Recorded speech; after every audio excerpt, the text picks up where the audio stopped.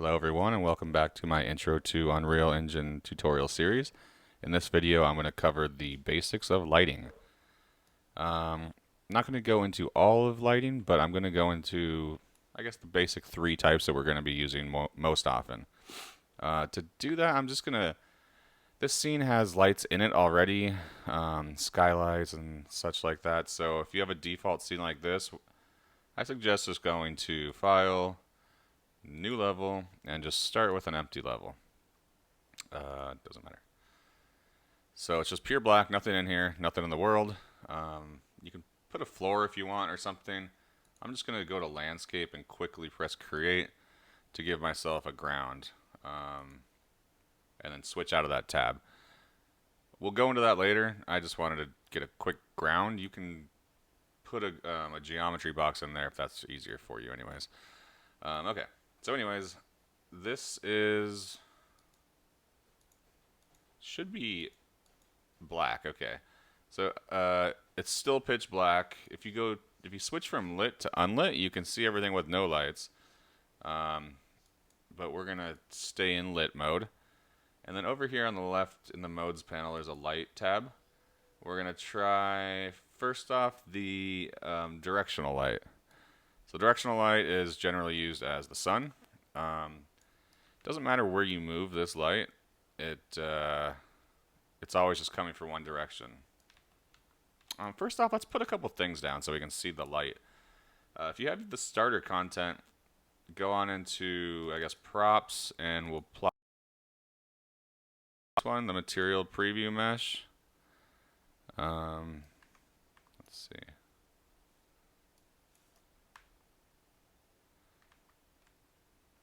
So you can see if I turn or if I rotate my my directional light, let me turn off the snapping too. As I rotate the directional light, it changes where the sun is pointed in the shadows and all that.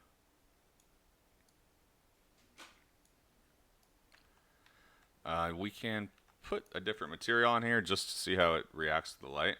If you go to, well, you can either go to materials and drag them on there, or you could just simply go in here and choose a material. So let's try rock. And let's try concrete. Oh, I don't like that.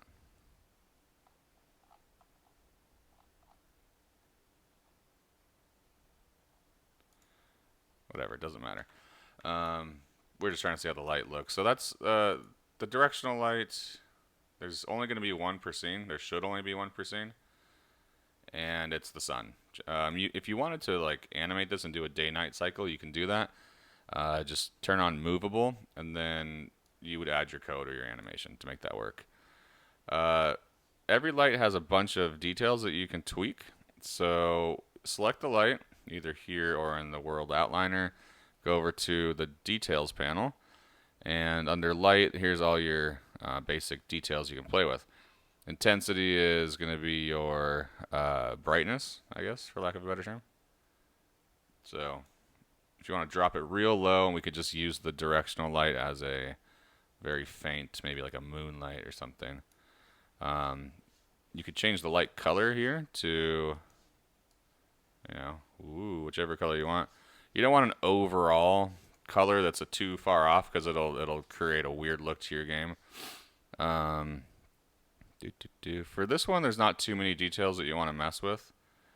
But let's move on to, let's put a couple more things in this scene so it doesn't look so dead.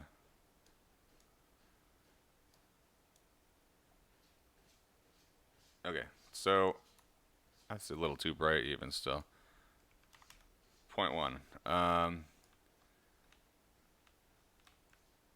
And let's see, let's light these up a little bit more. Let's try the point light. So a point light is like most lights. It starts from one point and it emanates in all directions. As you can see here, it's like a light bulb is a good example. That's why I use it as the picture. So you can just drag these in, plop them wherever you want.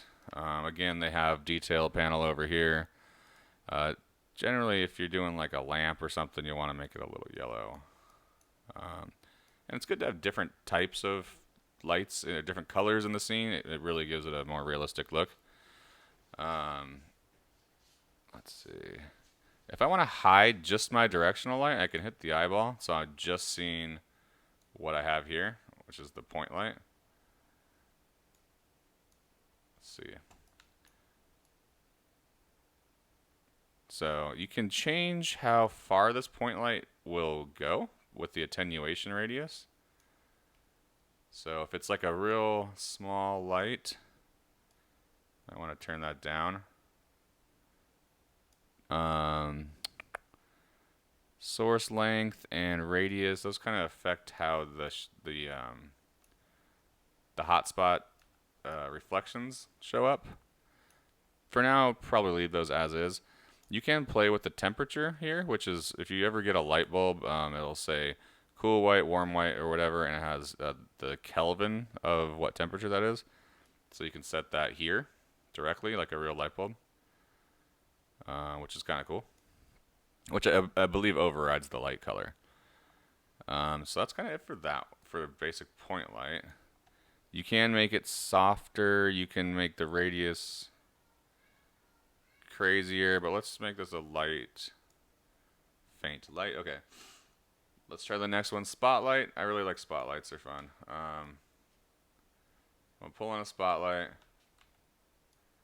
and then just rotate it a little bit to highlight this thing. Actually, let's highlight the couch now. I'm tired of this. There we go. Spotlight.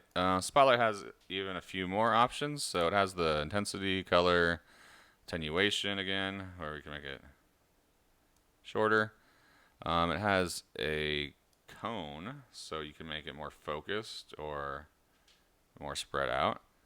It also has an inner cone if you're trying to do like a hot spot in the middle, like a real spotlight for a play or something.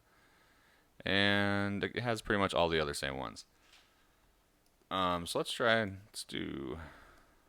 this one green or something. And then let's do another one. It's white. So you can see all the different light colors going on here. If I just right click and do play from here, you can kind of see. Briefly, you can kind of see what's going on. You can see up there it says lighting needs to be rebuilt.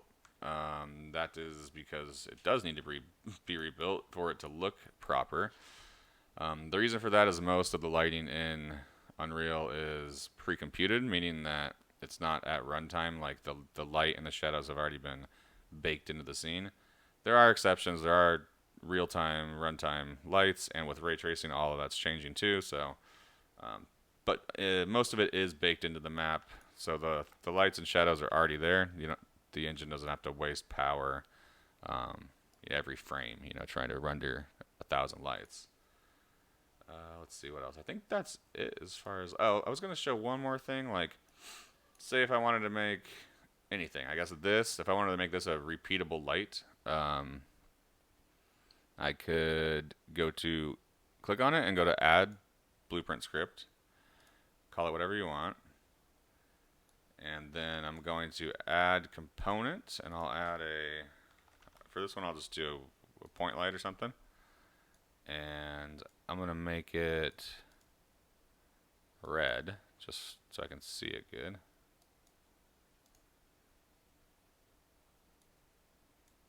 And compile. Don't worry about the blueprints, we'll get into those more later. This is just a way to combine multiple things and also give them code. So now you can see I got my little red, whatever this is, statue thing. Again, I can go to the viewport section and kind of place this a little better, so it's up. There we go. So it's up higher. Compile if it asks you to, it always does. And then now you have a reusable thing. So if I want that somewhere else, I just drag it in, and I can have these, anywhere I want. Really good for reusing if you like make a light bulb, or you make there's one in here you guys can play with, starter content props. There's a ceiling lamp and a wall sconce that you can try to make your own. I just made this weird one. But try that. Try making a blueprint, or at least just placing the light in there. So for like a ceiling lamp like this, I would plop in a spotlight type thing, like, right in there. You don't have to make a blueprint, so if you just wanted it to be two things connected, you can hold Control and click the other one, and then you can go to right click and group. So now these things are a group that kind of works similar, where they're together. If you hold Alt, you can make a copy when you drag the that. So that's another way to make repeatable lights.